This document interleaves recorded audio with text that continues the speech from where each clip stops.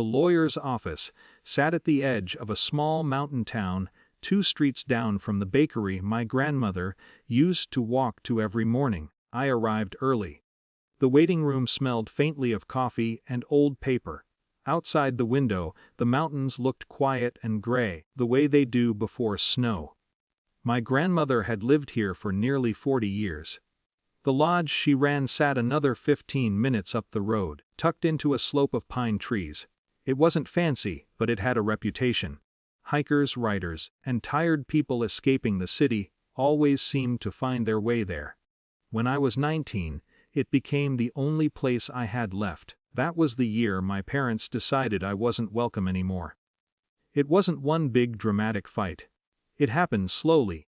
Arguments about the choices I was making, the work I wanted to pursue, the people I spent time with. Eventually, the conversations stopped sounding like disagreements and started sounding like verdicts. One night my father said something simple and final. If I was going to live my life that way, I wouldn't be doing it under their roof. So I packed a bag. My grandmother picked me up at the bus station 3 hours later. She never asked for explanations. She just made tea and showed me the spare room at the lodge. I stayed there for almost a year. After that, I moved to the city, built a life slowly, and visited the lodge whenever I could. My parents never visited at all, which is why it felt strange when the office door opened and they walked in. They looked older, of course. My father's hair thinner, my mother carrying herself more carefully than she used to. But the bigger change was how comfortable they seemed. Like this meeting belonged to them. My father spotted me first. "Well," he said with a small smile, "look who's here." My mother nodded politely. "We figured you'd come." I didn't respond. I just watched them take seats across the room. A few minutes later the lawyer called us inside. The office itself was small, just a desk, 3 chairs, and a long window looking out toward the mountains.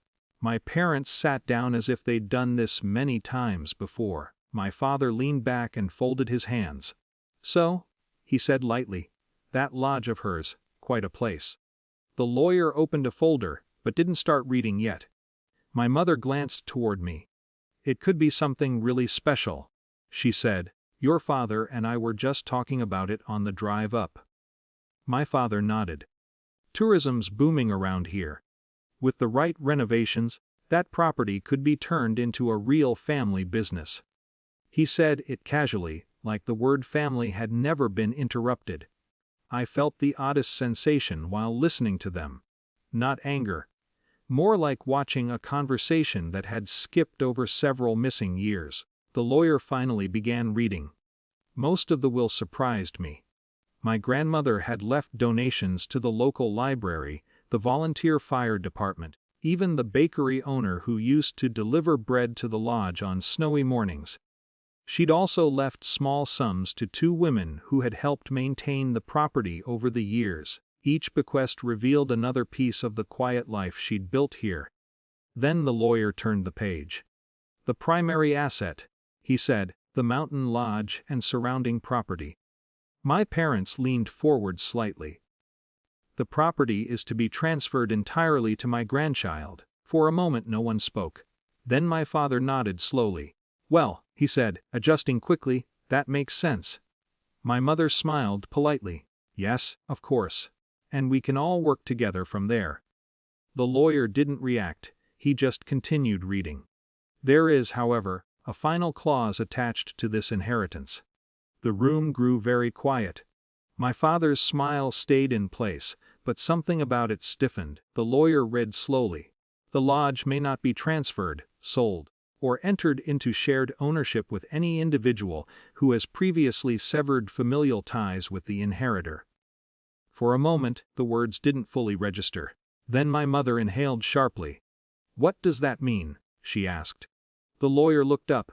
"It means," he said calmly, "the property must remain solely under the inheritor's control if any relatives previously disowned or expelled them from the family." Silence filled the room. My father's expression changed first. The confidence drained away, replaced by something harder to define. "That's very specific," he said. "Yes," the lawyer replied. "Your mother was quite clear when she drafted it." My mother stared at the table. "So we couldn't," she began, but didn't finish. "No shared business arrangements," the lawyer confirmed. "No ownership partnerships." The finality of it settled across the room like falling snow.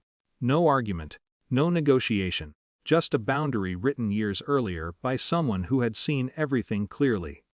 My father sat back slowly. "She thought that far ahead," he said quietly. I didn't answer. Because the truth was, she probably had. My grandmother had never spoken badly about my parents. Not once. But she had always paid attention. The meeting ended shortly after. Outside the office, the cold mountain air felt sharper than before. My parents stood beside their car, unsure what to say. My father looked toward the mountains where the lodge sat somewhere beyond the trees. "Well," he said finally, "I suppose you've got a lot to think about." I nodded. Then I started walking toward my car. Not quickly. Just steadily. The road that led up to the lodge curved through the forest, the same road my grandmother had driven down to pick me up years ago. For the first time since the meeting began, the inheritance didn't feel like money or property. It felt like something else. A quiet kind of protection, arranged long before anyone else in that room realized it was needed.